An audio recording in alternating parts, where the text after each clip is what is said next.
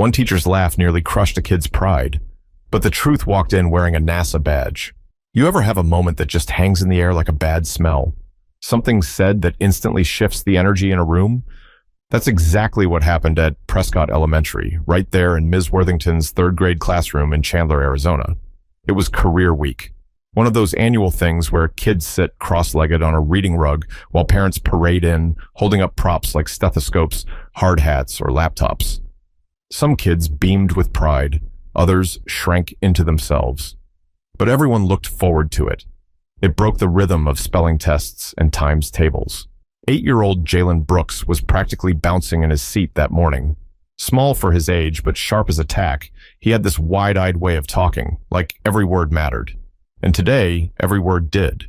His dad was supposed to show up later that afternoon.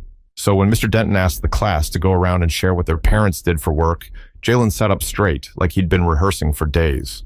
"My dad," he said, chest puffed out, "works at NASA." There was a pause. Not the kind where people are confused. The kind where they don't believe you. One kid let out a snort. Another whispered, "Yeah, right." But it was the teacher's reaction that hit the hardest. Mr. Charles Denton, early 40s, thinning hair, khakis, and a tucked-in polo, chuckled. It wasn't a belly laugh. It was that low, dismissive kind, the kind that makes you feel smaller than you already are. "NASA, huh?" he said, raising his eyebrows like Jalen just claimed his dad built rocket ships in the backyard. "That's quite the imagination, Jalen. Maybe next time we aim for something more realistic." A few kids giggled. One girl actually repeated it under her breath. "More realistic." Like it was a joke they were all in on now. Jalen didn't say another word. He just stared down at the rug, his sneakers tapping together. His hands, which had been animated just moments before, now curled into small fists on his lap. Mr. Denton moved on. He didn't pause to notice the way Jalen's shoulders sank or how quiet he suddenly became. But one person did. Mila Nguyen, who sat next to Jalen, leaned in and whispered, "I believe you." He didn't answer, just nodded slightly, eyes still fixed on the floor. The rest of the morning blurred past. Jacob's dad was a firefighter. Chloe's mom ran a bakery. Parents came and went, clapped for, thanked, hugged, but Jalen just sat there trying to disappear into the carpet. At lunch, he barely touched his sandwich. Didn't laugh when the other boys started doing silly dances by the vending machines. Didn't race for the swings like he usually did, because something about that moment stuck. Not just the laugh, not even the doubt. It was the ease of it. How quickly a grown man, someone meant to encourage him, wrote him off without a second thought. But what Mr. Denton didn't know was this. Jalen wasn't guessing. He wasn't exaggerating. He hadn't made it up because it sounded cool. Everything he said was true. His father was an aerospace engineer. He'd been working on a Mars communications relay project for the past year. He wore a NASA badge every day. And more than that, he was proud of it. So was Jalen. But in that moment, none of it mattered. Because to the person standing at the front of the room, the idea of that kind of man being his father just didn't seem possible. But the day wasn't over yet, and someone was about to walk into that classroom and change everything. 3 days before career week, Jalen was in the garage with his dad, helping clean out bins of old cables and wires. Well, mostly just watching. He sat on an overturned milk crate with a Capri Sun in one hand and a question ready every 2 minutes. Wait, so the rover has to wait how long to send a message back to Earth? Dr. Kelvin Brooks didn't even look up from the tangle of wiring in his hands. Depending on where Mars is in orbit, anywhere from 5 to 20 minutes. Jalen's eyes widened. So it's like texting someone with really bad service? Kelvin laughed. Exactly like that. Space has terrible Wi-Fi. That was Jalen's favorite kind of time. The simple kind. No big speeches, no complicated lessons, just small moments with his dad where science became funny and hard stuff made sense because someone was willing to explain it.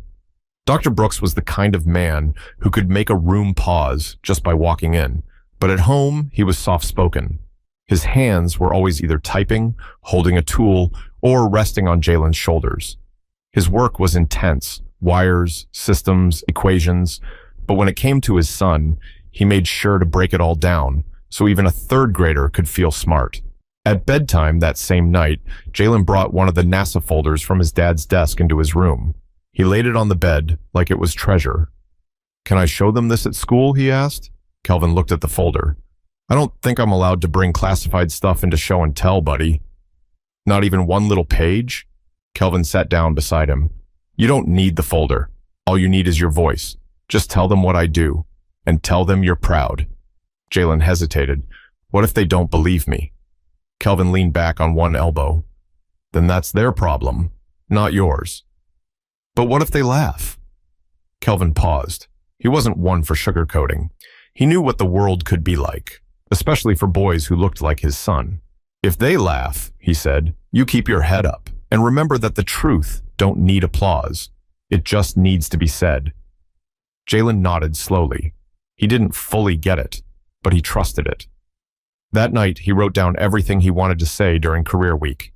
He scribbled words like orbit, spacecraft, and Mars relay in bubble letters. Drew a picture of his dad holding Earth in one hand and a satellite in the other. He couldn't wait to tell his class. Couldn't wait to finally show them who his dad really was. He even practiced it in front of the bathroom mirror the morning of, pointed like his dad did when he explained how things worked. Even threw in a joke about space Wi-Fi. But none of that mattered the moment Mr. Denton laughed. And at lunch that day, back at school, Jalen didn't tell anyone what he had prepared. He ripped up the picture before recess, crumpled it, and shoved it into the bottom of his backpack. It's strange the way excitement can collapse into embarrassment in less than a second. One moment you're on top of the world, and the next, you're counting the minutes until you can go home and forget any of it happened. Kelvin didn't know any of this yet. He had been in back-to-back meetings all morning, prepping a slideshow he planned to show the class. Something fun, kid-friendly. There were cartoons of rockets and pictures of Mars, but his favorite slide was the last one. It was a photo of him and Jalen at the NASA Jet Propulsion Lab, both wearing matching badges and grinning ear to ear. But back at Prescott Elementary, Jalen wasn't grinning anymore. Because sometimes, all it takes is one comment from the wrong person to make a kid start questioning everything.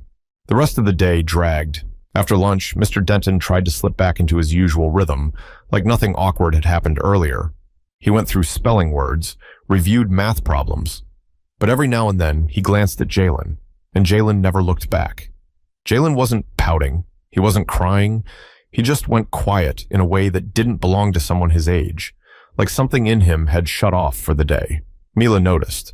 So did a couple of other kids, but nobody said anything. Maybe they didn't know how.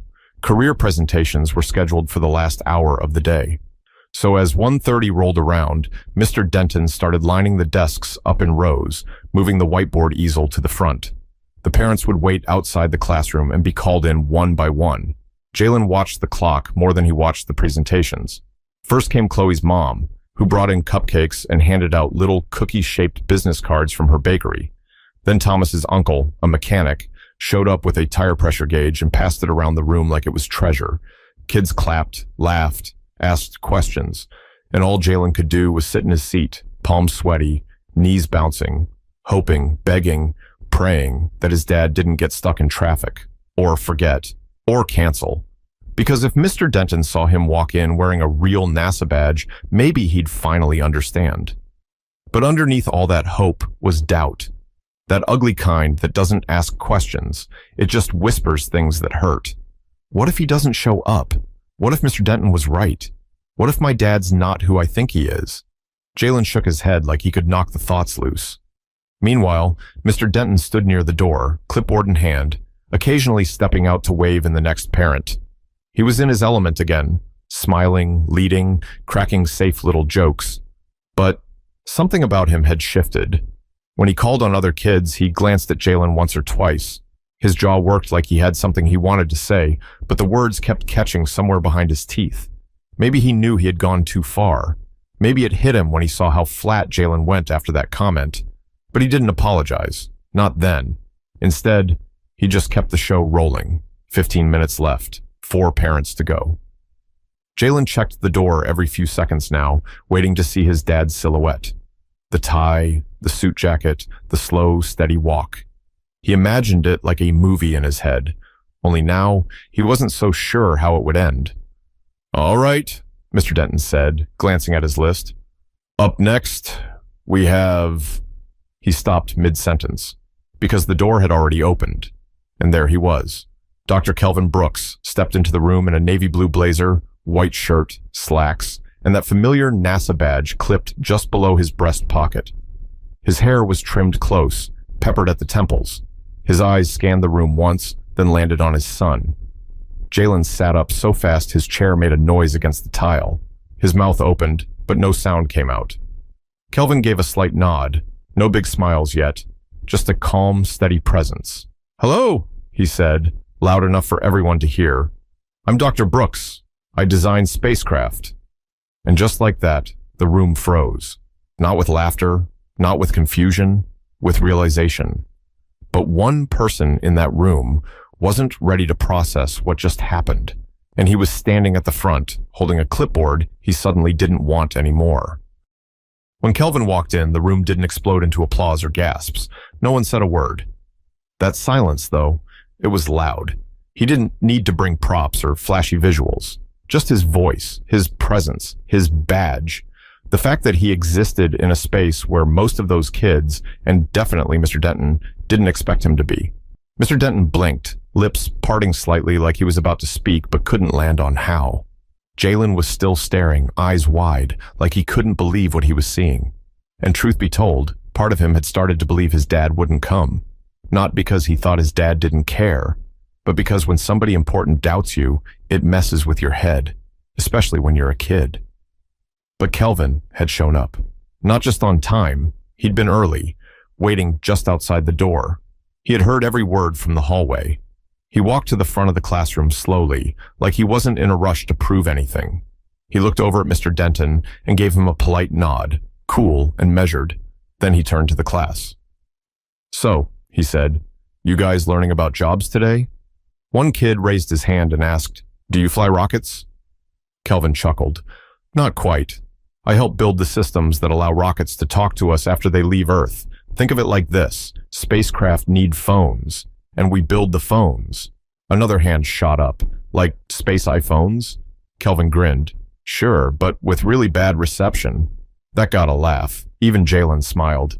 Kelvin clicked a button on the screen and showed a photo of the Mars Relay Project, a series of satellites in deep orbit.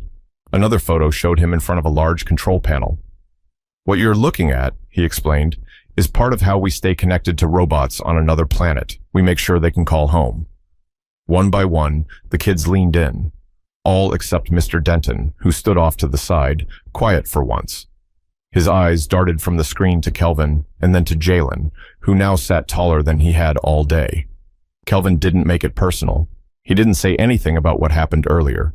He didn't need to. His presence alone had already said more than enough. But just before wrapping up, he paused, looked directly at the class.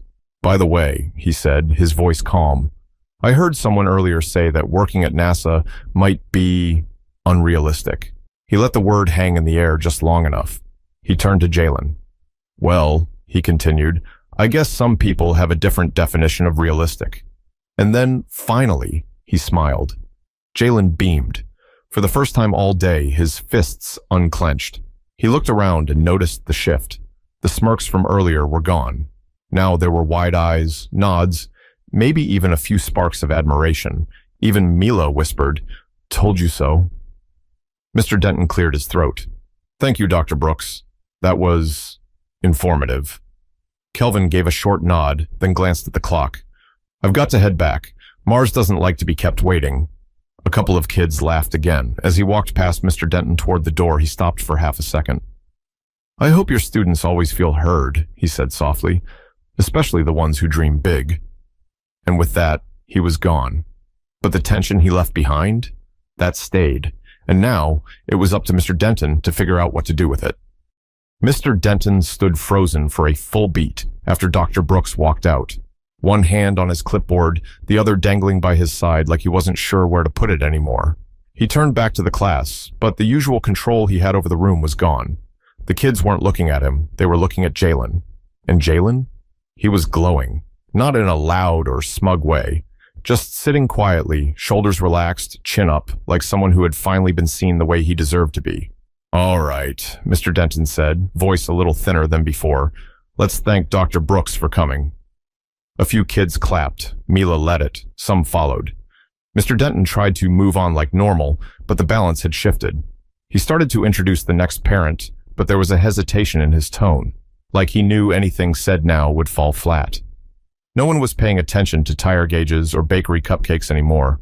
Everyone had just seen a man walk in who shattered every assumption that had been hanging in that classroom all year. After the final presentation, Mr. Denton dismissed the kids for packing up. Backpacks zipped, chairs scraped against the tile. The usual end-of-day noise filled the room, but Jalen didn't move. He just sat there at his desk, hands folded neatly, waiting. When most of the kids had filed out and the noise in the hallway began to swell, Mr. Denton walked over. He stood beside Jalen's desk, shifting his weight between his feet. "Hey," he started, almost too casual. "Your dad seems like a pretty smart guy." Jalen looked up slowly. "He is." Mr. Denton nodded. "I can see that. I wanted to say, I may have jumped the gun earlier." Jalen didn't respond. Mr. Denton cleared his throat. "What I meant to say was, sometimes teachers, people, make mistakes. We don't always realize when something we say comes out wrong." Jalen stared at him for a second, then said, "But you laughed." That landed. Mr. Denton's face tightened. "Yeah," he admitted, "I did, and I'm sorry for that. It wasn't right. I should have listened." Jalen still didn't nod. He didn't try to make it easier for him. Mr. Denton finally said, "I hope you'll give me a chance to do better." Jalen stood up slowly, slung his backpack over one shoulder, and walked toward the door. Just before he left, he looked over his shoulder and said, "It wasn't your imagination. That's really my dad." And then he walked out. Mr. Denton stood there, one hand still on the empty desk, the other now shoved in his pocket. The hallway noise faded, the classroom emptied, but the weight of what happened lingered, not just in the space, but in Mr. Denton's face, in the air, in the feeling that something had cracked open. It wasn't about being wrong. It was about what that moment could have done to a kid's belief in himself, in his family, in his own voice. And now, Mr. Denton couldn't stop hearing the echo of what he'd said. Maybe next time we aim for something more realistic. It wasn't just a comment. It was a boundary he had tried to place on a child's imagination, and it had backfired. But not every apology gets spoken out loud, and not every lesson comes with an audience. That evening, the Arizona sun was starting to dip below the rooftops, painting the sky orange and pink. Jalen sat at the kitchen table with a bowl of cereal, dinner by choice. Kelvin leaned against the counter, sipping from a chipped mug that read Space Nerd in faded blue letters. Neither of them said much at first. It wasn't awkward, just quiet. Then Jalen looked up. "Did you hear him?" Kelvin raised an eyebrow. "Your teacher?" Jalen nodded. "When I said you worked at NASA," he laughed, like it was a joke. Kelvin didn't answer right away. He set the mug down, walked over, and sat across from his son. "Yeah," he said finally. "I heard." Jalen frowned. "Why do people do that?" Kelvin's voice was low. "Because sometimes they see the world in a small box, and when something doesn't fit inside it, they laugh. It's not always hate. Sometimes it's just ignorance.